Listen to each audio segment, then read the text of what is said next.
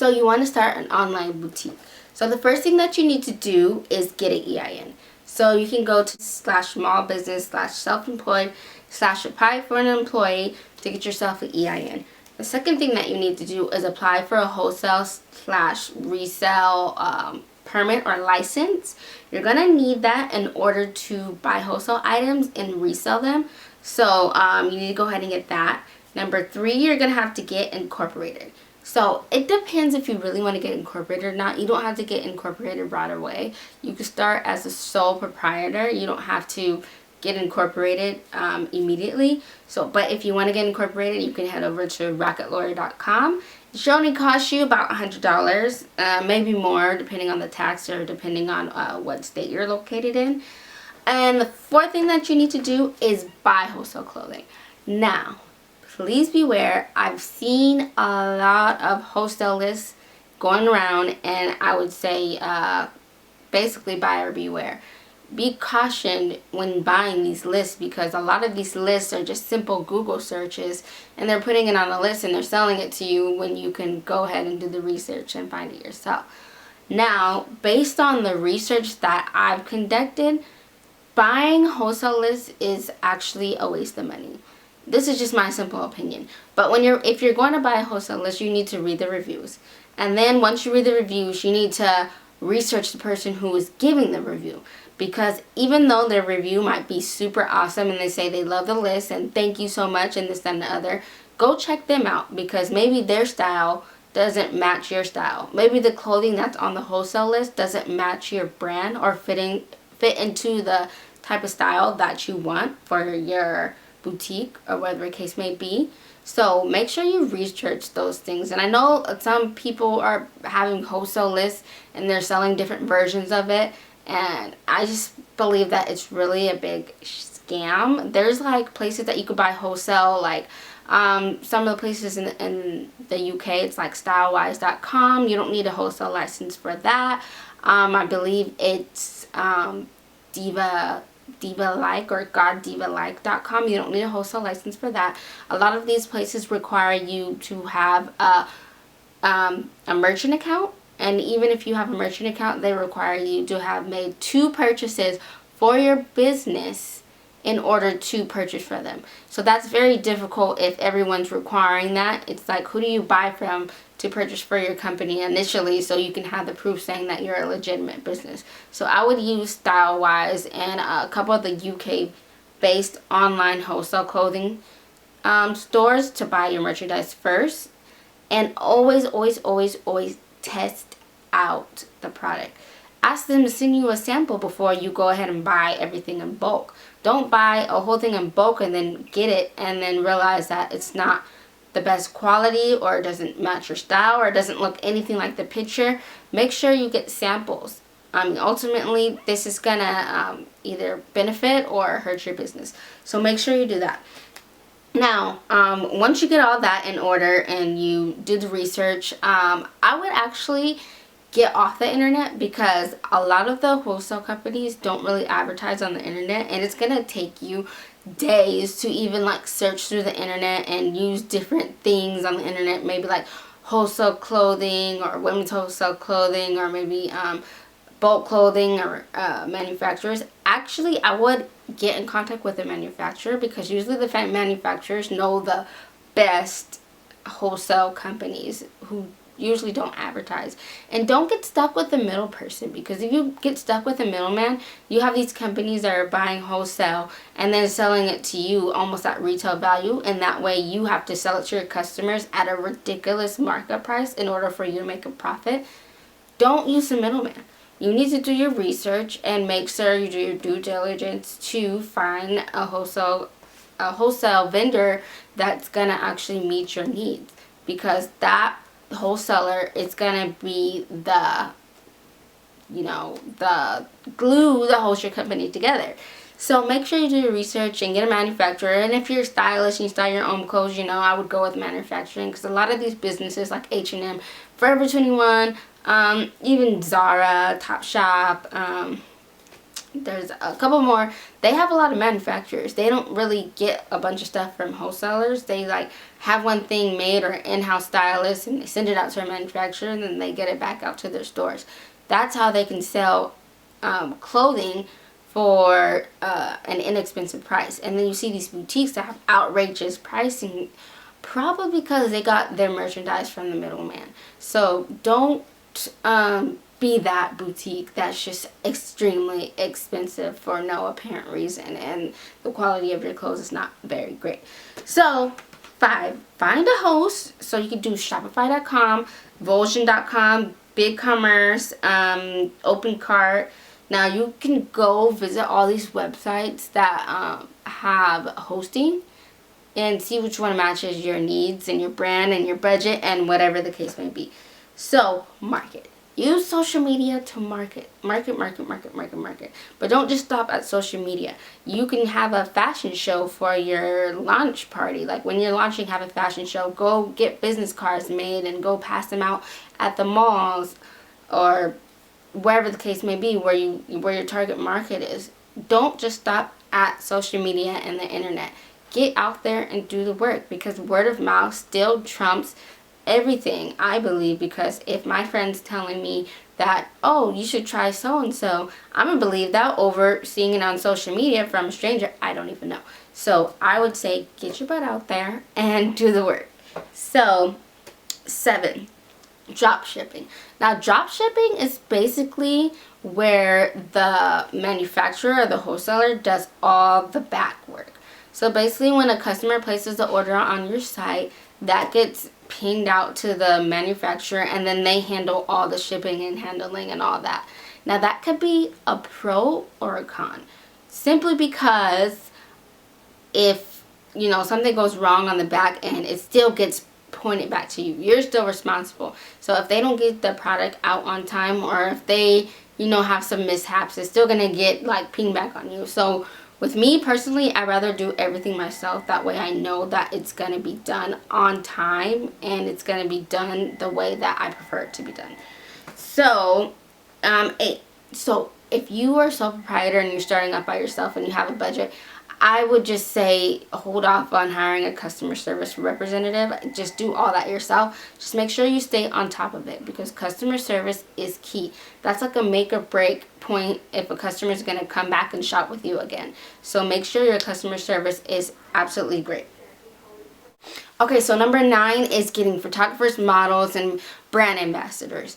So when you get a photographer, make sure you do your research and find a photographer that's going to capture the brand or capture the style that you want. You can even start with doing your own photography at first, and then once you start moving along, hire a professional photographer. As far as models, now a lot of people start off with their friends modeling, and I think that is a good thing and a bad thing. I think it's a good thing because you don't have to pay the models anything, or they're your friends, so you could just call them up whenever you get new merchandise and shoot them and then put it on your website. But I think it's a bad thing as well, because you want to make sure whoever that you're getting to model matches your brand. Whoever that's modeling for you is going to be the person who's representing your brand. So you want to get someone who's going to make people want to buy the item. So if that's your friend and your friend is the person who matches your brand, then so be it. If not, then you go on modelmayhem.com or different model websites where you can go and browse different models locally in your area. And you can even put on there, if you don't have it in your budget, like it's going to be non-paid. But but when your business grows, it has the potential to be compensated. So brand ambassadors. So basically what a brand ambassador is someone who basically, goes out there and represents your brand. Now, a lot of people get brand ambassadors that have a huge following on social media, and that could be a good or bad thing as well, because like I said, if you're on a budget, then the people who have a lot of following, they're probably going to charge you more money for their time and like representing your brand than someone would that doesn't have that great of a following right now, but can eventually grow and actually help your brand in the long run. Now, there's also people who are on like Instagram who will, you know, do like spot advertising. Basically, you pay them a fee and then they'll post something that's from your website, and you know, they'll advertise it to their following that way. I think that's a cheaper version to go that way. I've seen a lot of people do it. If they have on their Instagram page, usually in their bio, there's a link, either a link or an email address that you can email them and ask, inquire about those things. Even celebrities do it a lot. I know I've seen a lot of celebrities start promoting for different companies, clothing companies, as well. So that's another thing that you can do. So I think that's the end of my list, but I actually have a little bit more tips. If you are in Southern California, I would head over to the LA Fashion District, because there's a slew of wholesale companies over there, and you can physically see the merchandise and, you know, test it out and, you know, order in bulk and certain things like that. And you don't have to have a lot of the things that they require you to have if you're doing everything online. I would go to a lot of trade shows. Like there's a magic show that happens in Las Vegas, I think about twice a year, and Agenda that happens in Long Beach, California. And I'm in Southern California, so I only know about the things in Southern California. I know when I visited Atlanta last week, they were having an event over there, a showroom event over there. So I'm not sure if those things go on a consistent basis. You could just research, you know, those type of shows online. And I think that's about it for... Sorry, like I have my notes here. I'm trying to give you guys as much information as possible. I would definitely do my research. There's a lot of, like, if you're selling accessories, I would say, you know, online is a pretty good way to look for wholesalers, because there's a lot of online accessory wholesalers that are actually really legit. You just get samples first, and actually after you get samples, then you could go ahead and start buying in bulk and then pushing your stuff out there. So, I think I pretty much covered it up all. You get an EIN, you need a seller's permit, you need to get wholesale clothing, you need to get hosting, you need to buy a domain name, you need to come up with a name.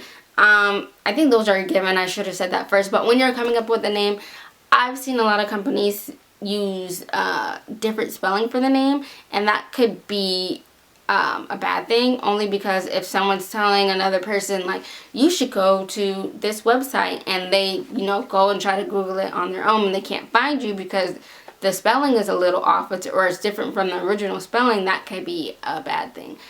So keep that in mind when you're coming up with a name, and the name that you pick should represent your brand and should have the longevity of growing. So don't pick a name that's gonna have you stuck.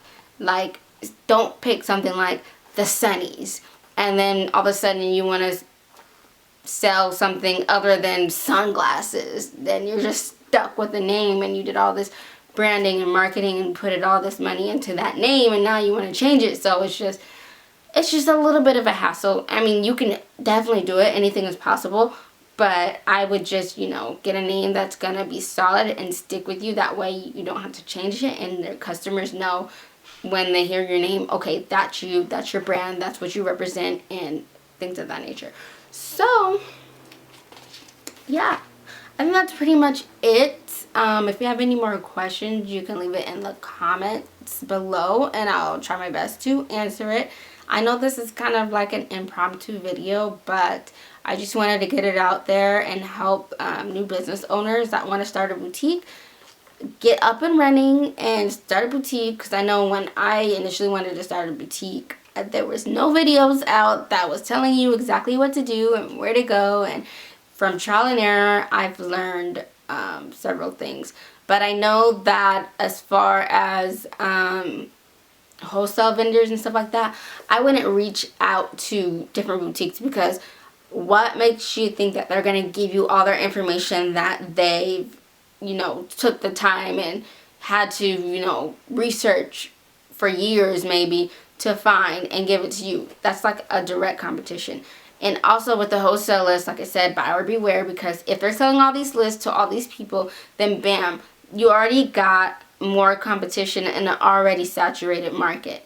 You don't want that. You don't want to have the same clothing as the next girl or the next girl or the next business owner, boutique owner, whatever the case may be. You want to stand out from them. You want to create a different client base. You want to come out on top, basically. So in order to do that, you need to do the research, find the merchandise that you want to sell, market it properly, and go ahead and start selling. And as far as shipping, a lot of people use USPS, which I believe is the best option to use when you're first starting out. Once you get bigger, then you can, like, you know, make accounts with UPS or FedEx or any other carrier that you want. But I would start off with USPS. You can actually go into the post office, and they have like small business representatives that will actually take the time to sit down with you and explain the whole shipping process and give you like a zone by zone basis, and if you ship here, or you can offer flat shipping rates and things like that. So just do your research.